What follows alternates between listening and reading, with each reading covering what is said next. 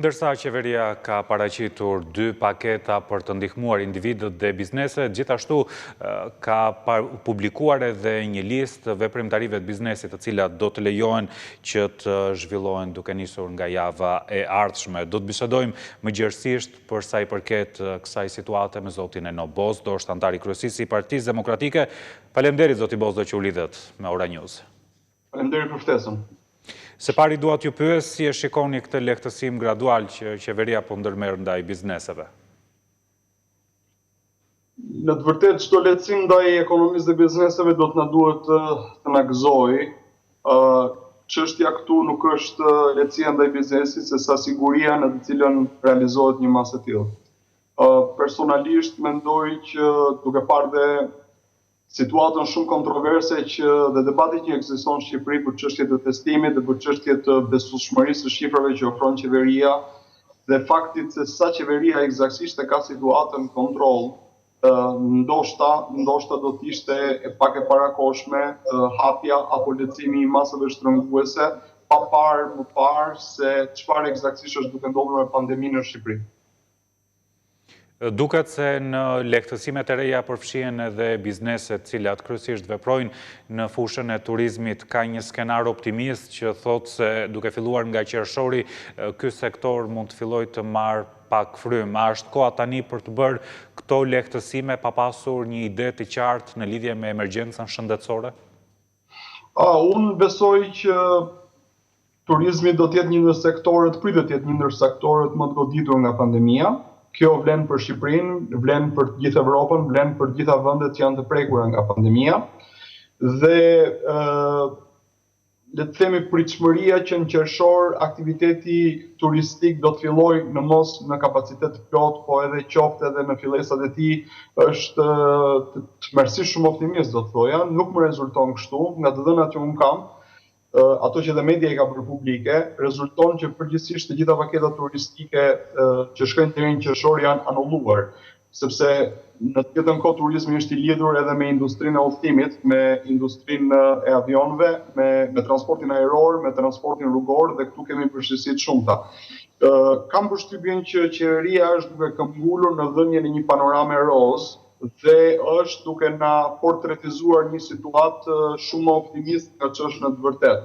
Është pjesë, besoj unë, në një skenari politik për të trajtuar gjendjen sigurisht Shqipëria, po kthehet hap pas hapi në normalitet. Është shumë e vështirë ta besosh një gjë të tillë kur shikohet se ç'po ndodh përreth nesh, kur shikohen dhe shifrat, sado të pabesueshme që janë, shikohen dhe shifrat e rritjes së infektuarve ditë për ditë, dhe nuk duket se kemi një kurvë që është e pjekur, me aq sa ne kuptojmë, por jo një kurvë rënëse.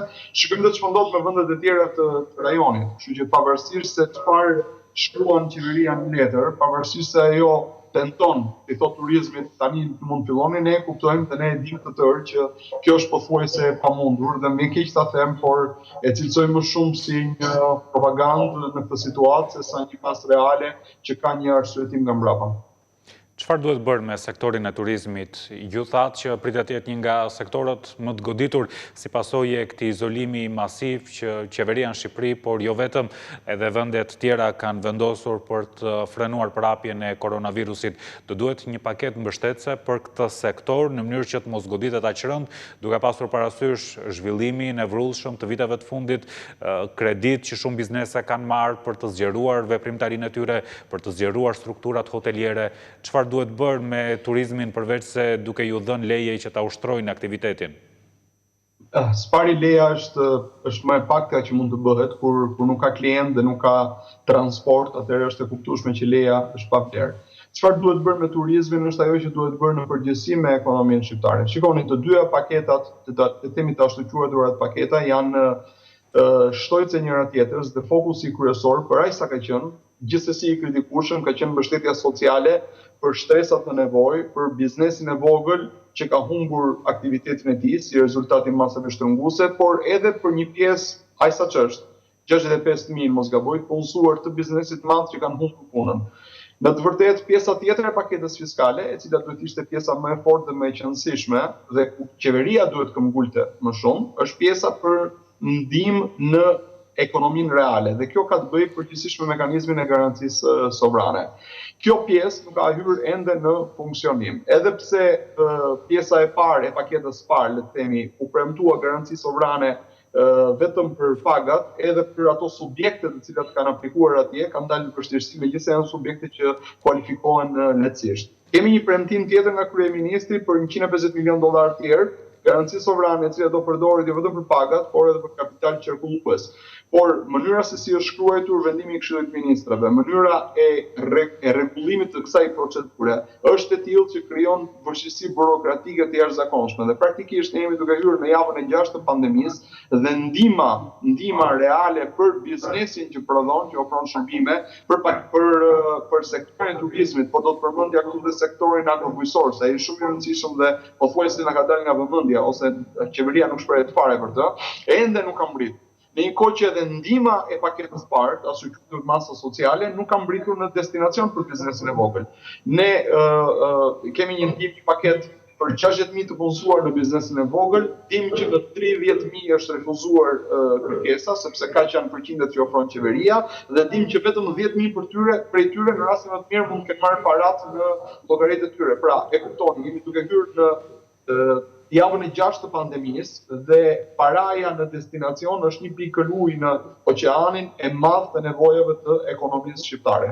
Në këtë kohë kryeministri nuk ka derdhur asgjë, që kjo qeveri s'ka dhënë absolutisht asgjë për ekonominë, qoftë edhe për paketën sociale, por gjithsesi ajo është më e kuptueshme. Ekonomia reale është e financuar deri tani me zero. Ju them që është zero e financuar apo e mbështetur. Anoncon apo lajmëron masa lehtësuese për sektorin e turizmit, një tallje e madhe, një gati qesharake për gjithë ata që i njohin situatën nga brenda. Unë besoj se turizmi, agrobiznesi, eksportuesit duhet të kenë paketa të veçanta, të cilat duhet të mbështeten fort nga qeveria. Qoftë me mekanizmin e garancive sovrane për kapital qarkullues dhe për paga, kush dëshiron, qoftë me mekanizma të tjerë, dhe qeveria ka mekanizma të tjerë, ka dhe kredi shtetërore, siç përdoret disa vende të zhvilluara të Bashkimit Evropian. 6 vende të BE-s sot janë përdorur kredi shtetërore të drejtë për të eliminuar hallkën e sistemit bankar. Pra, janë të gjitha mekanizmat atje, mungon vullneti politik, me sa duket për të ndihmuar ekonominë reale, dhe kjo po krijet një shqetësim shumë të madh. Vullneti politik për të anuluar koncesionet ashtu siç kërkon Partia Demokratike? Po sigurisht, në të gjithë këtë debat të madh, është e qartë që Shqipëria, si çdo vend tjetër, ndodhet në vështirësi buxhetore për të financuar atë që erdhi papritur. Dhe këtë vështirësi buxhetore nuk e ka vetëm Shqipëria, në përmas të ndryshme dhe në natyrë të ndryshme e ka çdo vend i botës sot që lufton me pandeminë. Mënyra më e shpejtë për të dhënë para në mënyrë të drejtë për drejtë, për të çliruar buxhetin e shtetit nga barra prej 120 milion euro që do të përdori për pagesën e koncesionarëve, në përjashtim të një koncesioni, që është koncesioni i dializës, ajo që Partia Demokratike e sugjeroi, kryetari i saj e sugjeroi që ditën e parë ka qenë anullimi, shtyrja, nëse nuk do t'i anulloj, i gjithë kontratave koncesionare për shkak të forcës magjore, pra për shkak të situatës, që është dhe pjesë kontraktuale e të gjitha kontratave koncesionare. Pra, në çastin që ka forcë magjore, ka evenimente që janë në vullnetit të palëve, atëherë palët mund të ndërmarrin nisma të tilla pa e vënë në rrezik kontratën. Edhe këtu kryeministri nuk deshi dhe janë jo më pak për 100 milion euro, të cilat duhet të çliroheshin nga buxhetimi dhe t'i kalonin sektorëve që kërkonin në ato kohë ndihmë të menjëhershme, siç është sektori shëndetësor, por tani i duhen gjithmonë më shumë buxhetit të shtetit. Dhe ka një mungesë jo thjesht vullneti politik, mungesë vullneti politik ne kemi në ditët e zakonshme të jetës tonë zakonshme, kjo përmas është pothuajse të thoja unë kriminale. Nuk mund, më vjen keq për gjuhën e rëndë, por nuk mund t'i vët dot një emër tjetër. Ndërsa kryeministri dhe eksponentë të tjerë të mazhorancës i drejtohen biznesit të madh me një gjuhë të cilën ne kemi hasur të paktën brezion që e mban mend para viteve të 90, me një gati urrëtie për ata që kanë dhënë pasurinë e tyre me mund, me djersë dhe sakrifica. Ja ku i keni 10 çenemis miqve të kryeministrit, i cili ai i shpëton nga çdo lloj detyrimi. Edhe në ditët më të vështira të Shqipërisë dhe të shqiptarëve, kryeministri nuk ju apret rubinetin atyre, por kërkon se nxjerrin jam nga pleshti. Dhe ja ku e kemi sot, java e 6 e pandemisë, ekonomia reale është financuar 0 lek apo 0 cent nga buxheti i shtetit. Dhe duhet jemi rasti i vetëm në botë që në javën e 6 të pandemisë ekonomia merr 0 para mbështetje nga buxheti i shtetit. Sot vendet, edhe vendet tjera të rajonit, nuk kemi duke u krahasuar tani me Gjermaninë apo me Francën apo me Spanjën, por vendet e rajonit janë duke folur për paketën e dytë dhe paketën e tretë. Shqipëria ende mekanizmin e parave, pra çfarë premtohet, shtyhet dhe bashkë me shtyrjen burokratike dhe me ngushtimin dhe me vështirësitë e gjithë procedurave, tani fillon dhe koncepti i lirimit. Dhe tani me siguri pas 2 javësh apo 3 javësh kryeministri do dalë dhe do thotë ne nuk kemi nevojë për turizmin, se turizmin e kemi futur në listën e aktiviteteve i cili mund të performojë normalisht. Po sa e vërtetë është kjo? Kjo me siguri do të jetë, ju do të shikoni që kështu ka përfunduar. Dhe pastaj do thotë përputhsim, nuk kemi nevojë për një paketë. Ka një shpresë në fakt për aktivizimin e turizmit brenda vendit, jo për ardhjet e turistëve nga jashtë, ndonse është e paqartë se si mund të funksionojë sezoni vetëm me tregun e brendshëm. Shikoni, turizmi përveç goditjes parsore, që është goditja ndërprerjes së qarkullimit të njerëzve në mënyrë të lirshme, ka marrë goditjen më të madhe dhe është goditja psikologjike. Pa hikur frika e pandemisë dhe Shqipëria është shumë larg për shkak të historisë së turpshme të testimeve që kjo qeveri, pra përqasjes testimeve që kjo qeveri po mban, ju siguroj unë që askush nuk do ketë as edhe incentiva më të madhe për të vajtur e të pushuar në vende me shumë njerëz. E para. E dyta, të mos harroni që edhe sikur të supozojmë në një skenar që turizmi do furnizohet nga pjesa e brendshme, nga shqiptarët vetë, të mos harroni që ekonomia është goditur për të gjithë familjet shqiptare. Dhe në goditjet e ekonomisë, në mungesën të ardhurave, ato të ashtu quajtur shpenzime luksi janë të parat që krahasiten. E këtë duhet ta kuptojmë mirë. Pra kush është ai që thotë që vërtet ne nuk do na vinë turistët e huaj, por ne do ta në një farë mënyrë balancojmë këtë me turizmin e vendit, me turizmin patriotik, ju them që nuk e kupton fare këtë lloj situate.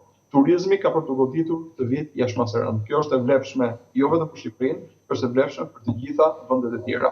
Dhe çfarëdo që të shkruajë qeveria në letër, të hapet apo të mbyllet apo nuk e di çfarë, vetëm një ndihmë, një paketë drejt për drejt për operatorët turistik, për ata që kanë humbur punën, për gjitha ndërmarrjet turistike kompanitë turistike të cilat janë të ekspozuara në detyrime ndaj mitorëve, ndaj bankave, ndaj palëve të treta, vetëm një ndërhyrje e drejt për drejt do të mundësojë që këto kompani, pra këto hotelerit, gjithë sektori i turizmit, të jetë i gatshëm ndoshta të ofrojë shërbimet e tij diku nga gushti dhe nga shtatori, por që është shumë pak sepse për Shqipërinë kjo nuk kupton fundin e sezonit. Prandaj ju them që kërkohet ndryrje e shpejtë, një ndryrje energjike dhe mjaft fjalë, se në 6 javë qeveria ka mbushur, na ka ngopur me fjalë. Ajo që po shikojmë është zero para të vërteta tek ekonomia reale, ekonomia që prodhon, turizmi, biznesi, shërbimet, profesionet e lira, të gjithë ato që janë aty në pinë e parë të punës. Shqipëria ka nevojë për këtë ekonomi, gjithë vendet e botës janë duke mbështetur, i vetmi qeveri që nuk bën këtë gjë është qeveria e Tiranës. Ju keni qenë kundër edhe mënyrës së përdorur me anë të garancisë sovrane, si duhet i përdorur ajo? Duhet që buxheti i shtetit për shembull të paguante pjesën e interesit për bizneset të cilat do të drejtoheshin bankave për të marrë likuiditet, për të vijuar operacionet e tyre të biznesit, për të paguar punëtorët, shlyer faturat dhe kështu me radhë? Cila do të ishte skema më e favorshme? Atëherë, skema më e favorshme është ajo skemë që po përdoret në të gjitha aktualisht në gjitha vendet e Bashkimit Evropian. Ju mbani mend që në gjysmën e paketës parë, qeveria tha që kompanitë mund të drejtohen bankave dhe të përfitojnë kredi, por me kushtin, dhe këtë ka shkruar të mendimin e Këshillit të Ministrave, vetëm për të paguar pagat e punëtorëve. Unë personalisht kam qenë kundër, por të gjithë ata që e kanë ndjekur ekonominë nga afër, ekonomistët kanë qenë kundër me arsye shumë të thjeshtë që biznesi nuk do preferoj të ekspozohet në një kredi për pagat, kur ka një rrugë më të shkurtër, do thras punëtorët, i thotë shkak të vështirësive ekonomike, ndërpritën marrëdhëniet e punës. Sepse edhe kodi punës e lejoni që tillë kuptohet fjalë për forca madhore, jashtë vullnetit të palëve. Dhe në të vërtetë kështu ndodhi. Pati nga ato biznese, të cilët me shumë sakrifica i mbajtën punëtorët në punë, sepse janë punëtorë që i kanë trajnuar. Kjo është e vërtetë për fasonin, kjo është e vërtetë për hoteleri turizmin, është e vërtetë edhe për biznese prodhuese. Tashmë që po i drejtohen bankave, shikohet që kanë vështirësi tjera burokratike, të cilat prapë nuk punësojnë. Kush janë vështirësitë? I kërkohet biznesit që të mos ketë marrë më parë kredi e para. I kërkohet biznesit që të tregojë faturat, pra kontratat e lidhura. Dhe nëse ka kontratat e lidhura që duhet paguhet në periudhën shkurt maj, praktikisht nuk përfiton nga kredia. Pra, duke e futur këtë lloj mekanizmi, dhe një mekanizëm normal të dhënies kredisë, praktikisht ne kemi vëzhgjuar jetën vetes. Kush është qëllimi kryesor do të jetë qëllimi kryesor i qeverisë shqiptare, atë që bën gjithë qeveritë e botës. Paratë që janë për ditë të keqe, nëse duhet të flas me gjuhën të thjeshtë, duhet të shkojnë nga qeveria tek biznesi për ta mbështetur atë në ditën e tyre më të vështirë.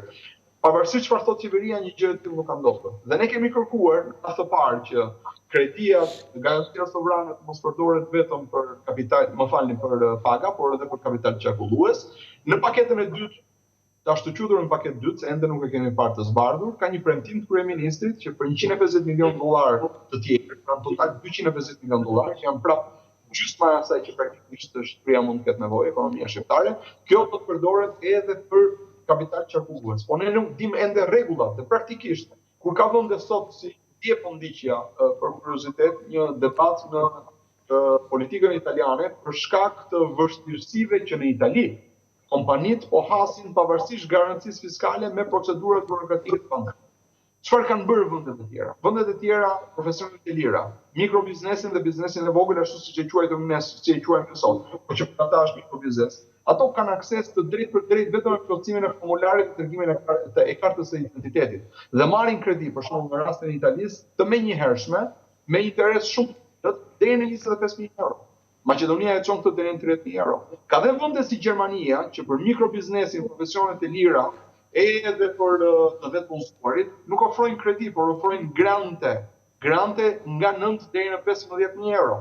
Nuk po them që Shqipëria të shkojë këtu, sepse ato janë vende më të pasura, por duhet të ketë një kategorizim. Ne duhet të ndihmojmë biznesin. Kjo është përparësia kryesore. Dhe nëse mezi nxjerrin fjalët nga goja, premtimet, dhe pastaj kur i nxjerrin premtimet, duan kalojnë 2 javë derisa premtimet të zbardhen në formë me vendimin e Këshillit të Ministrave. Dhe pasi këto zbardhen, duan dhe 2-3 javë të tjera apo 4 javë të tjera të merren të përtypen nga bankat, sepse bankat e fusin në rutinën e tyre. Atëherë për çfarë është ky qeveria? Praktikisht po ju them sot që mund të jenë vetëm 10 apo 15.000 persona nga biznesi i vogël, nga 175.000 të punësuar që janë ndihmuar realisht nga qeveria. Për biznesin e madh as që bëhet fjalë dhe për ekonominë reale, se po flisja për paketën sociale në dytë parat, për ekonominë reale, për kompanitë reale, sot janë zero para, 0 cent euro apo dollar të disbursuara nga llogaria e thesarit në llogarinë e tyre. Atëherë për çfarë nuk duhet të bëhet? Është e tmerrshme kjo që po ndodh në Shqipëri. Nuk po flas këtu për pjesën e pandemisë, sepse nuk jam unë specialist, as më takon mua të merrem me këtë gjë, por çfarë po ndodh në Shqipëri duhet të vijmë kampanave të alarmit, se kur të zgjohemi dhe kur të vijë koha që do hapet tregu ndërkombëtar, kompanitë tona do jenë absolutisht në gjendje të mjarueshme dhe nuk do kenë sot mundësinë të rifuten në treg. Dini se çfarë llogarit Shtetet e Bashkuara të Amerikës, një të dhënë që po lexoja sot paradite. Si rregull, kompanitë në Shtetet e Bashkuara të Amerikës janë 4% e kompanive të cilat dështojnë në borxhin e tyre, në ato që quhen borxhi korporatëve, corporate bonds. Mendohet sipas fundimeve që nga 4% kjo do shkojë në 14%, ato rritet me 10% dështimi falimentimi i kompanive. Këto kompani që shkëputen nga zinxhiri i tregut, për efekt dominoje kanë shumë të vështirë të rifuten sot në treg. A mund të mendoni se sa do të jetë kjo sasi e kompanive për Shqipërinë? Dhe mendoni që ne do ndodhemi menjëherë në goditjen e tregjeve ndërkombëtare, sepse eksporti nuk pret. Nëse ti e lëvdosh kushtin e eksportit, do dalin kompanitë eksportuese nga Maqedonia, nga Serbia, nga Malizi, do plotësojnë boshllëkun apo vokun që ti ke lënë, sepse aty kompanitë po mbështeten realisht në qeveritë e tyre. Çfarë po them është që pavarësisht me çfarë ngjyrash piqet qeveria ta portretizojë apo ta ngjyejë këtë lloj situate, ju them që jemi jo larg të qenurit optimist, por spiralja ka filluar të shkojë poshtë dhe unë e shoh me shumë shqetësim këtë situatë veçanërisht për sa i përket ekonomisë së vendit. Së fundi, çfarë prisni që të jetë efekti menjëhershëm në ekonomi?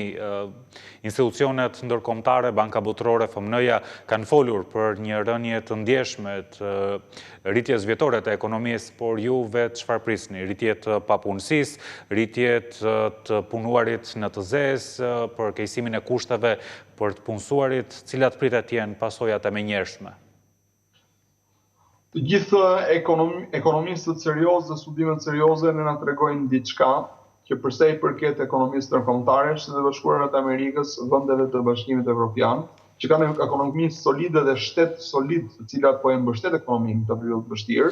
Periudha e rimëkëmbjes në rastin më të mirë, më optimist, do të shkojnë nga 9 deri në 12 muaj, për të themi pra 1 vit me periudhë kalendarike. Për vendet si Shqipëria, që do të goditen fort, janë goditur tashmë dhe do po vazhdojnë të goditen, ku pritet një rënje e thellë e konsiderueshme e prodhimit të brendshëm bruto, një papunësi e cila po verifikohet dhe do verifikohet më shumë në javët që vijnë.